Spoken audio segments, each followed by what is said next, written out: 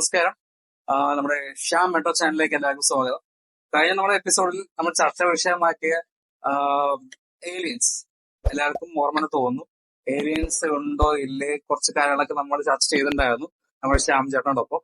അപ്പൊ അതിനെ കുറിച്ചുള്ള കുറച്ച് കാര്യങ്ങളും ക്യൂരിയോസിറ്റികളും അറിയാൻ വേണ്ടിയിട്ടാണ് ഇപ്പൊ നമ്മളെ ശ്യാം മെട്രോ ചാനലിലേക്ക് നിങ്ങളെ ഒരിക്കൽ കൂടി സ്വാഗതം ചെയ്യുന്നു. അപ്പോ ശ്യാം ചേട്ടൻ, വെൽക്കം ടു ശ്യാം ചാനൽ.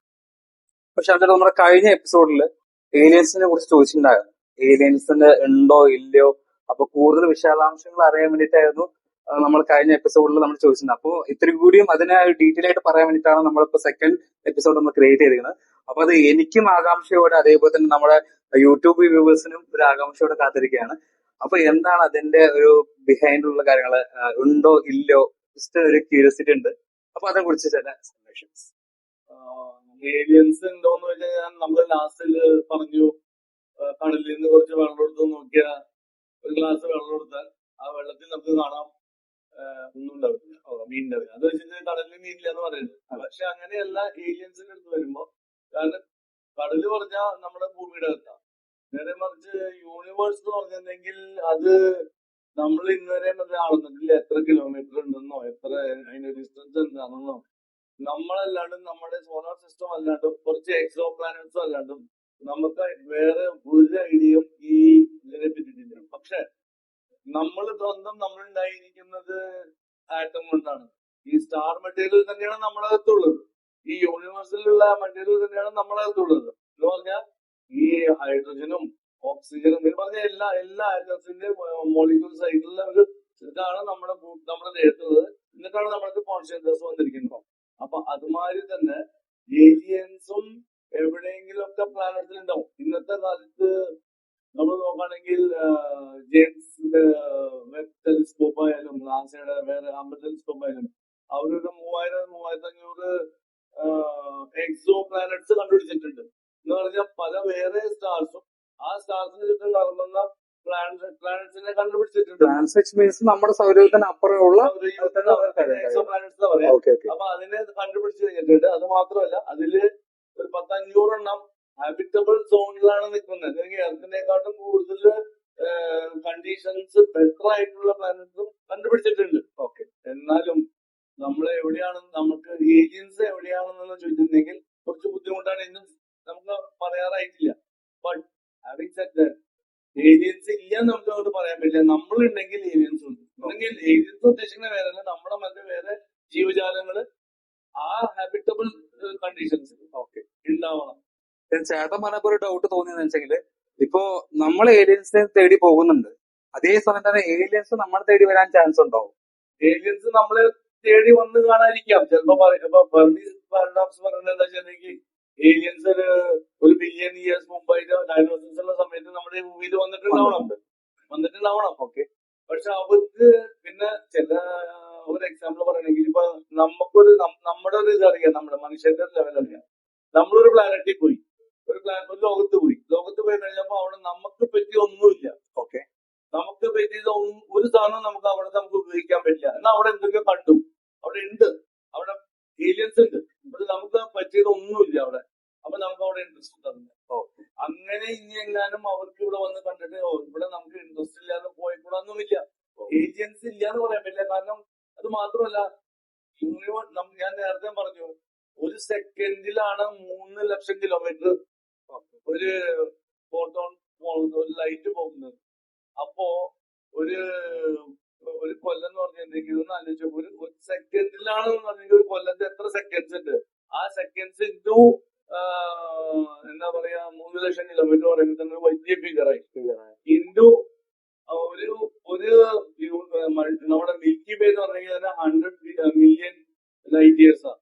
അപ്പൊ 100 മില്യൺ ഇൻറ്റു അതും കൂടി ചെയ്ത് കഴിയുമ്പോൾ നമുക്ക് സീറോയുടെ എടുത്ത് നോക്കിയാൽ അത്രയും കിലോമീറ്റർ എടുക്കുമ്പോ ഒരു ജീവജാലങ്ങൾക്ക് എന്തായാലും ഒരു ഇതുണ്ടാവുമല്ലോ, ഒരു ലൈഫ് സ്പാൻ ഉണ്ടാവും. ആ ലൈഫ് സ്പാൻ വെച്ച് നോക്കുമ്പോൾ അതുകൊണ്ടായിരിക്കണം ഇവിടം വരെ എത്തിപ്പെടാത്തത്.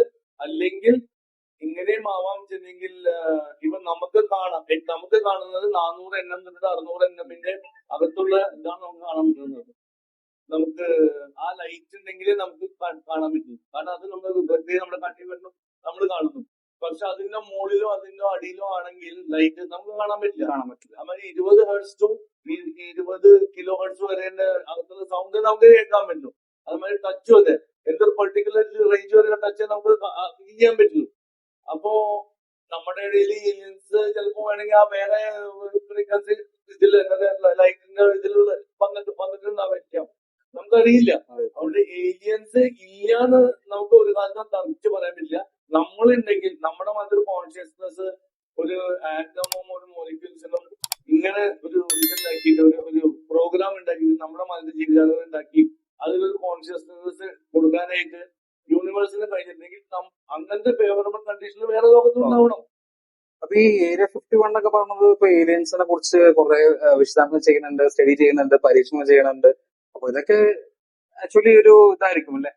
ഏരിയ 51 എന്ന് പറഞ്ഞാൽ അത് ഒരു അമേരിക്കൻ റിസർച്ച് സെന്ററാ ശരിക്കും പറഞ്ഞാൽ. എന്ന് പറഞ്ഞാൽ എഡ്വേർഡ് എയർഫോഴ്സ് സെന്റർ അങ്ങനെ സംഭവം. അപ്പൊ അവരുടെ പല റിസർച്ചും നടക്കുന്നതാണ്. അപ്പൊ അതുകൊണ്ടായിരിക്കും അവരതിന് ഏലിയന്റെ പേര് കൊടുത്തില്ലെങ്കിൽ അത് റൂമേഴ്സ് ആയിട്ട് വരുന്നതായിരിക്കാം. നമുക്ക് അവിടെ ഒരു ഇതില്ല, എന്താ പറയാ, ഒരു 100% പ്രൂഫില്ല ഇതിന്റെ അത് ഏലിയൻസിന്റെ സ്ഥലമാണെന്നുള്ളത്. പക്ഷെ അതൊരു അമേരിക്കയുടെ ഒരു സീക്രട്ട് സ്ഥലമാണ് അത്. അല്ലെങ്കിൽ അവിടെയാണ് അവരുടെ പല എയർവേസ് ഇതായിട്ടുള്ള ആത്മകമാക്കിയിട്ടുള്ള പല സീക്രട്ട് ആയിട്ടുള്ള അവരുടെ കണ്ടക്ട് വേണ്ട കാര്യങ്ങളും അവിടെ നടത്തുന്നത്. അതല്ലാണ്ട് വേറെ സംഭവങ്ങൾ വന്നതിന്റെ ഇടയ്ക്ക് ബർമുഡ ട്രയാങ്കിൾ ഇല്ലേ, ഒരിടയ്ക്ക് ബർമുഡ ട്രയാങ്കിൾ ഭയങ്കര ഇപ്പോഴും പറയുന്നുണ്ട്. ബർമുഡ ട്രയാങ്കിളില് എന്തോ ഒരു ഏലിയന്റെ ഒബ്ജക്ട് ബർമുഡ ട്രയാങ്കിളിന്റെ ആ പറയുന്ന ആ ട്രയാങ്കിൾ ബർമുഡ ട്രയാങ്കിൾ ആ ഭാഗത്ത് കൂടെ പോകുന്ന കപ്പലും അതേപോലെ തന്നെ അതിന് മുകളിലൂടെ പറക്കുന്ന വിമാനത്തിന് മാക്സ് ഉണ്ടാവുന്നു. അതേപോലെ ചിലവര് പറയുന്നത് കാന്തി ശക്തി ഉണ്ടെന്ന് പറയും, ചിലവര് പറയും അതേപോലെ തന്നെ ചില നെഗറ്റീവ് എനർജികളിലൊക്കെ ഏലിയൻസ് രീതിയിലുള്ള കാര്യങ്ങളൊക്കെ ഉണ്ടെന്ന് പറയും. അപ്പൊ അതും ഈ റിസർച്ചിൽ നടന്നുകൊണ്ടിരിക്കുന്നു തോന്നുന്നു. സെയിമിലേക്ക് വന്നപോലെ. ഓക്കെ, വേറെ ഡൗട്ട് ഒന്ന് ചോദിക്കാൻ വെച്ചെങ്കില് ഇപ്പൊ അതേപോലെ നമ്മുടെ ബർമുഡ ട്രയാങ്കിളും ഒരു അതേപോലത്തെ ഒരു ചോദ്യചിഹ്നമാണ്. എന്താ വെച്ചെങ്കില് എല്ലാവർക്കും ബർമുഡ ട്രയാങ്കിൾ അതേപോലെ മരിയാന ട്രഞ്ച് ഇതേപോലെ തന്നെ ചോദ്യചിഹ്നങ്ങളാണ്. എന്താ നമ്മൾ ഭൂമിയിൽ അവശേഷിക്കുന്ന കാര്യങ്ങളൊക്കെ. പിന്നെ എനിക്ക് ചെറിയ ഡൗട്ട് നോക്കുകയാണെങ്കിൽ ഇപ്പൊ നമ്മള് ഭൂമിയിലേക്ക് പുറത്തു വിടുന്ന ഓരോ ഉപഗ്രഹങ്ങളായിക്കോട്ടെ അതേപോലെ തന്നെ ഓരോ വാഹനങ്ങളായിക്കോട്ടെ അതൊക്കെ ഒരു 10 years 15 years more than 20 years വരെയൊക്കെ നമുക്ക് നിൽക്കുന്നുണ്ട്. സോ അതിൽ ഏത് ഫ്യൂവലാണ് യൂസ് ചെയ്യുന്നത്? ലൈക്ക് നമ്മൾ എന്തായാലും പെട്രോൾ ഡീസൽ അല്ല യൂസ് ചെയ്യുന്നത്. അപ്പൊ അതിൽ എന്തെങ്കിലും ഒരു അഡീഷണൽ ലൈക്ക് എന്തെങ്കിലും ഒരു അതിനെ കുറിച്ചൊന്ന് ഡീറ്റെയിൽസ്. സംഭവം എന്താ വെച്ചിട്ടുണ്ടെങ്കിൽ നമ്മള് ഇപ്പോ നമ്മുടെ ഭൂമിയുടെ പുറത്ത് ഉള്ള സ്പേസ് ക്രാഫ്റ്റ് ആയാലും മോഡ്യൂൾസ് മറ്റേ സ്പേസ് ഷട്ടിൽസ് ആയാലും മോഡൽസ് ആയാലും ഭൂമിക്ക് തിരിച്ചു വരുന്നതാണെങ്കിൽ നമുക്ക് അതിനകത്ത് നമുക്ക് ഹൈഡ്രജൻ ഫ്യൂൽ ഉപയോഗിക്കാം. ഓക്കെ, പക്ഷെ ഭൂമിക്ക് വരാണ്ട് പുറത്ത് നിൽക്കണമെങ്കിൽ സോളാർ എനർജി ഉപയോഗിക്കാം. എന്ന് പറഞ്ഞാൽ സോളാർ എനർജി നമുക്ക് ഒരു ലെവല് വരെ നമുക്ക് കിട്ടും. ഫോർ എക്സാമ്പിൾ നമുക്ക് മാർസ് കഴിഞ്ഞാൽ നമ്മുടെ സോളാർ ലൈറ്റിന്റെ ഇന്റൻസിറ്റി കുറയാൻ നോക്കും. പിന്നെ അങ്ങോട്ടേക്ക് പോകുന്നതോടെ ജൂപ്പിറ്റർ ആകുമ്പോഴേക്കും നമുക്ക് പിന്നെ ലൈറ്റ് കിട്ടുന്നത് ഭയങ്കര കുറവാണ്. നമുക്ക് ഇതൊക്കെ ഡ്രൈവ് ചെയ്യാനുള്ള പവർ ഉണ്ടാവില്ല. സാറ്റേൺ വരെ ആകുമ്പോഴേക്കും നമുക്ക് ഇല്ല എന്ന് പറയുന്നത്. അപ്പൊ അങ്ങനെയൊക്കെ വരുമ്പോൾ നമ്മൾ പ്ലൂട്ടോണിയം ഇല്ലെങ്കിൽ ആറ്റോമിക് ആയിട്ടുള്ള ഫ്യൂൽസ് ആണ് ഉപയോഗിക്കുന്നത്. Atomic fuels